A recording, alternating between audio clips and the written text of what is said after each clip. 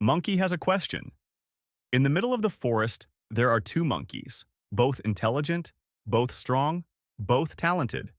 But one is a leader, the other is forgotten. What do you think the difference is? Not talent, not hard work, not luck either. The difference is this: one is seen, the other is not. And the forest never counts what it cannot see. Think about the greatest leaders in history, the people who shaped societies and changed directions, the most powerful figures: Caesar, Napoleon, Steve Jobs, Oprah, Kanye. What do you think they all have in common? Their talent? No. History is full of talented monkeys who never made it past the dusty pages. Their intelligence? No. There are countless intelligent monkeys who stayed in the shadows. What they all had in common was this: they were watched, always, everywhere, whether they wanted it or not. When they entered a room, the room turned toward them. So how did they do it? And more importantly, did they do it on purpose?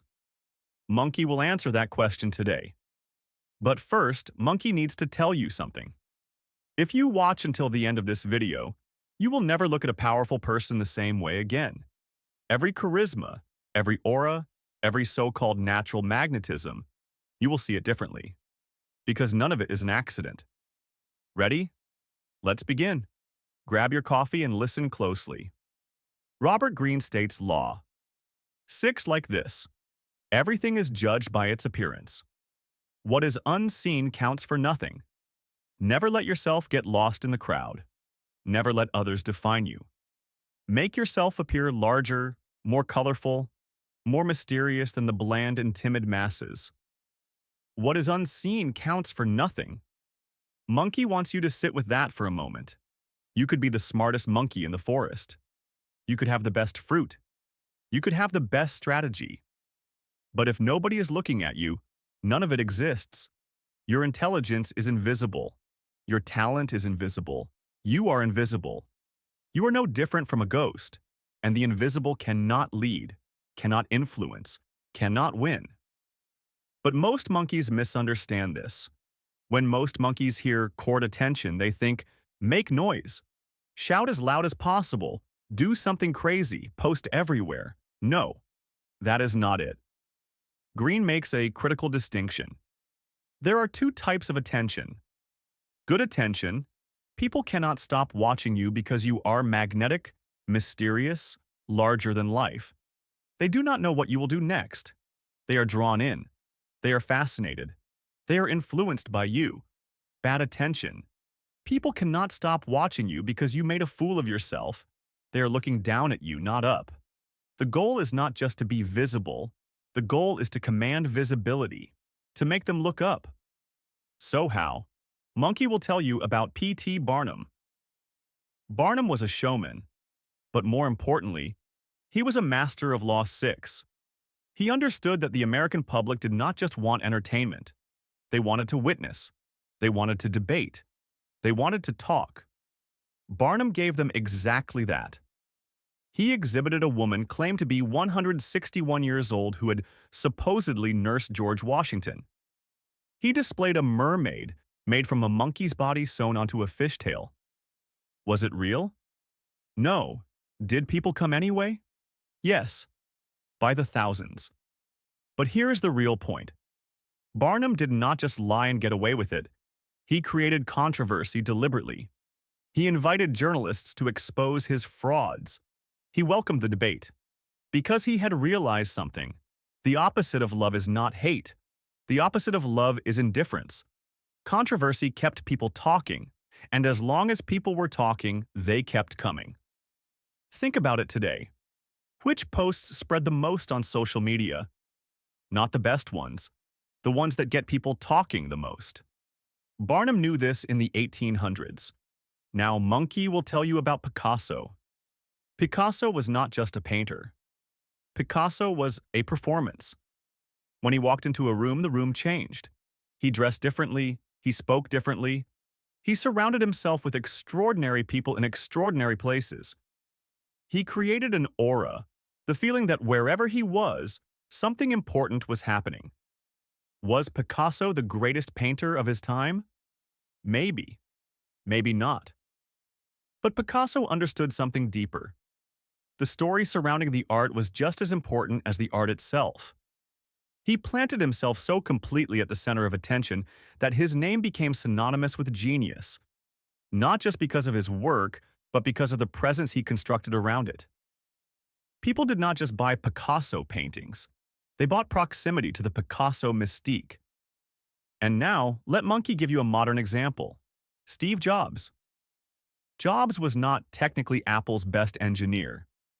But when he walked into that room and said one more thing, the world stopped. Jobs' presentations were not product launches. Jobs created a gravity. He commanded attention. And he turned Apple into not just a technology company, but an identity. Monkey will now show you the dark side of this law that nobody talks about. What happened when even the most successful people use this law incorrectly? And more importantly, have you ever thought about the difference between attracting attention and consuming attention? Chasing attention without knowing this difference can destroy you. Keep watching. Green tells us about Fouquet. Fouquet was the finance minister of King Louis XIV. Enormously powerful, enormously wealthy. And he made a fatal mistake. He threw a party. Not just any party. The most spectacular celebration France had ever seen. He invited the king. He displayed his magnificent chateau, his paintings, his gardens, his fountains, his fireworks. He wanted Louis to see how magnificent he was. Louis saw everything, yes. But what he saw was this: a man more magnificent than the king himself. A display of power that eclipsed the throne. And Louis, who was building Versailles, who needed to be the single most dazzling figure in France, could not tolerate this. 3 weeks later, Fouquet was arrested. 19 years later, he died in prison. His crime? Outshining the king. Fouquet understood attention, but he did not understand how to use it. He directed the spotlight not toward himself, but onto someone else. And that someone else was the most powerful monkey in the entire forest. The lesson: court attention, but watch who is above you. Robert Greene explained this in Law 1 as well. After this video, Monkey strongly recommends you watch that one too. Now, Monkey will tell you about a modern Fouquet, Mark Zuckerberg and Snapchat founder Evan Spiegel. Spiegel was young, brilliant, Silicon Valley's newest star. Zuckerberg offered him $3 billion. Spiegel said no, and he made that refusal public. This move made Spiegel look larger, the man who could say no to Zuckerberg. The story traveled around the world. Spiegel's name was in every mouth, on every news site. Did Spiegel use Law 6 correctly? Partly, yes. He attracted attention. But did he direct that attention the right way? So what is the right way to court attention? Monkey will tell you 3 things. First, leave a gap. The most magnetic people are those who do not say everything, who do not explain everything. Say half of something. Let them imagine the rest. The human brain wants to fill gaps, and it keeps thinking about the things it wants to fill. They call this the curiosity gap. Green calls it mystery. Do not answer every question. Do not explain every success. Do not show every move. Second, be a color. Green's exact words: bland and timid masses. The ordinary person chooses neutral appearance, neutral opinion, neutral reaction. Never offend anyone, never impress anyone. And neutral is never remembered. Be a color. Have a strong opinion, have a strong style. Be someone people will love or hate, but will absolutely remember. Think about Lady Gaga. When she first appeared, people thought she was strange. She wore a dress made of meat. She gave bizarre responses. Everyone talked about her. Eventually, the world loved her. But throughout all of it, nobody forgot her. Being forgotten was more dangerous than being disliked. Third, control the stage. Pay attention to where you appear. Pay attention to when you appear. Pay attention to how you appear. Caesar was always in motion. After every battle, he organized grand processions returning to Rome. He made sure the people saw him. His victories lived not on the battlefield but on the stage. Napoleon did something different. He had painters depict him on horseback in dramatic light on battlefields. In some of those paintings, he was not even physically present. But the images spread. The legend grew.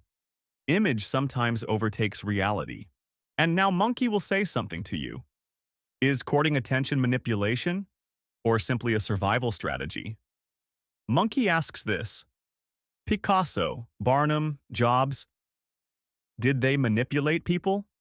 Or did they simply do consciously what everyone does unconsciously? Because think about this.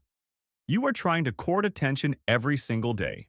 When you get dressed, when you speak, when you post something on social media, you are doing it whether you realize it or not. The only difference? They did it systematically. You are doing it by accident. So is the difference between them an ethical difference? Or simply a difference in skill? Drop your answer in the comments below. Monkey is genuinely asking. But first, Monkey has one final warning. This law has a danger. Attention is addictive. Once you place yourself at the center of the room, stepping back becomes nearly impossible. Because attention works like a drug. The brain releases dopamine. It wants more. It feeds the ego. And to get more attention, more risks are taken. Think about Kanye. In his early years, Kanye was a perfect practitioner of Law 6. An unexpected sound on every album. An unexpected sentence in every interview. Nobody could predict what he would do next. That mystery made him larger. But then attention addiction began. Every day he had to say something bigger. Because small things were no longer enough. And every escalating provocation eventually put him in a smaller place. When attention is a tool, it makes you larger. When attention becomes the goal, it pulls you down. Monkey will tell you one final story. Theodore Roosevelt was no longer in the presidential race. 1912. He looked old, powerless, left behind. A new generation of politicians had moved to the front. The people had begun to forget him. Then someone attempted to assassinate him. Roosevelt walked onto the stage, a bullet in his chest, and he continued his speech. He spoke for 80 minutes, with a bullet in his chest. At the end of his speech, he said, "It takes more than that to kill a bull moose." The people turned and looked. Every single one of them.